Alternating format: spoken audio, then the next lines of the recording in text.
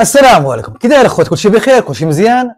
الله ينوركم الاخوان اللي كيشوفوا هذا المنظر. واحد الرساله انسانيه عاجله لكل محسن، لكل جمعيه، لكل ضمير، الى المحسنين اصحاب القلوب الرحيمه، الى المجتمع المدني اللي ديما واقف مع المظلوم، الى الجمعيات الحقوقيه اللي صوتها كيحرك الجبال، والى السيد عميل اقليم بركان اللي كنعرفوا دائما قريب لمعاناه المواطنين. وهذا الشيء ماشي يقولوا بزاف ديال الناس.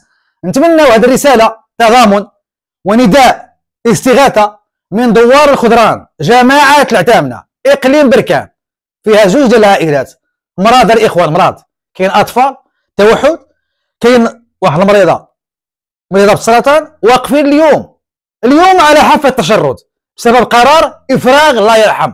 بقى لهم هاد يوم ولا غدا ولا ما تعرفش فوقاش غادي يخرجوا اليوم، ولكن الشتاء اليوم وسط هذه الرياح العاتيه وهذا البرد وهذا الشتاء، هاد العائلات كيسولوا واحد السؤال: فين غادي نباتوا؟ واش غادي نباتوا برا في الزنقه ولا في الطريق ولا فين غادي نباتوا؟ فين غادي يمشيو هاد المرضى؟ فين غادي يمشيو هاد الصبيان الصغار؟ فين هاد الانسانيه؟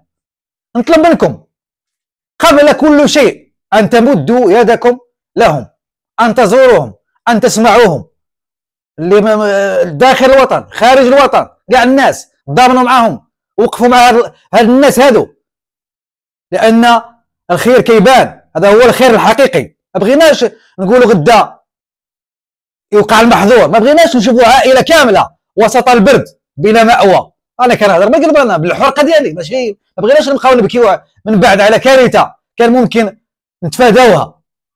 سيد العامل، المحسنين، الجمعيات الحقوقيه، المجتمع المدني، تدخلكم اليوم قد ينقذ حياه كامله، وقد يمنع تشريد عائله مريضه لا حول لها ولا قوه.